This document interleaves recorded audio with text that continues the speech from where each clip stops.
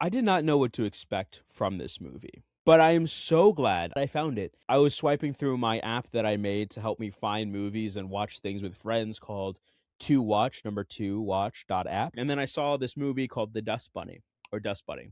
And I was like, yo, Bryan Fuller made a movie. If you don't know who Bryan Fuller is, he made Pushing Daisies. He show ran Hannibal. I believe he directed and wrote that as well. I forgot the other one when she's like a Reaper. I think it was like Till Death with Me or something. I love Bryan. I think he's just like a fantastic writer, a brilliant director. Hannibal is one of my favorite TV shows.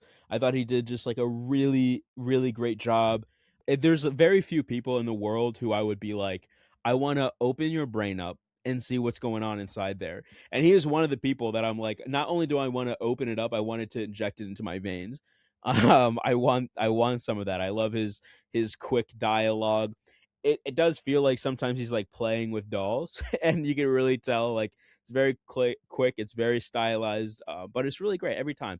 I love his work. So, what's quickly what it's about, if you haven't heard of it, it's about a young girl who thinks there's a monster in the floor, and she, with the help of her neighbor, tries to figure out what it is. And I'm gonna like when I started watching it, I did not know who this movie was for. I don't think this is a spoiler, but the guy across the hall is an assassin. She recruits this assassin neighbor to try to help her kill the little dust bunny monster that she thinks is real and he doesn't. And as I'm watching this movie, I really didn't understand like who this was for. Like, was this a movie for kids? Was this a movie for adults? And it is very rarely by the end of those movies, I very rarely I'll finish them first off, but I just want to give the benefit of the doubt to my man who has injected gold into my veins and stealing my brain and heart away, you know? And so I watched it and I'm to the end of it and I'm just thinking, "Oh, this was made for me." That's crazy. The movie was great. Like it was a roller coaster. It was a good time. It was hilarious. And interestingly enough, and it was with the lead who played Hannibal, and I thought he was such a great foil or partner to the little girl's main character. They were both, even the little girl was just a fantastic actor. Like I usually loathe child acting, like get a like a 30-year-old man to pretend he's a child, like that's like I kid acting is awful, but she held her own. I thought she was very good. The writing and the dialogue just flowed. It just has that bouncy feel to it at points where it's like just like witty back and forth, and that's just something I always love. Like I love like I love like fucking what's his name who directed, man, I'm so bad with names and faces, but whoever directed that one movie, the Social Network. Andy Sorkin, I think his name is. Sorry, I don't shoot me. I don't know. I have ADHD, so I have terrible memory. But that was fantastic. The dialogue was fantastic. The action, when it got to the action, was really good and really well done, very well directed.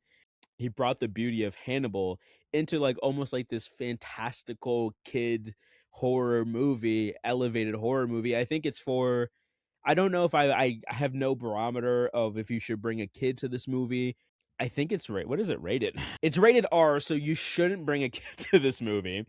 It was a very interesting choice to make this movie rated R and not go for like a PG-13 movie, but it couldn't have been done without it. I think this is another one of those movies that are just like, who made this and why? It just feels like it's not like for overseas box office. It's not for other like, it feels like a real passion project, or it feels like a good movie, like art. I was very confused though, like who I didn't understand the target audience for this, but maybe that there is none. It's just Bryan Fuller was like, I just want to make a great movie, and Lionsgate Films and Roadside Attraction was like, all right, let's do it. I believe he wrote it. I just want to double check. He did direct it. I would say like this it's definitely like a cult classic. I think it not a lot of people are going to appreciate it or see it, and that's why I'm making this video. If you have, a little bit of time to watch something, I think you should give Dust Bunny a chance. It seems like a kids movie, but it's just like a really great fun horror movie that has like this sense of magical realism but in the real world, and I think it's really cool to see like a an assassin try to decide if a monster is real or not, and also just ow, I shocked myself on something, and also just the wondering and the guessing if the monster that she's worried about is real or if just a part of her imagination because she's been traumatized. And I think it kind of taps into childhood and adulthood in just a very interesting way on how you were a little kid and you believe these things, and then as an adult you're like, I don't know if I believe in that, and I don't have the imagination to. I have seen awful things and I don't think there's anything fantastical out there. So it was just a great juxtaposition of like a little girl and an assassin, and I it was really good. So if you do something this weekend, I would suggest watching it. And if that doesn't sound interesting to you, check out my app, to watch app, and you can swipe through it and find something that it will interest you.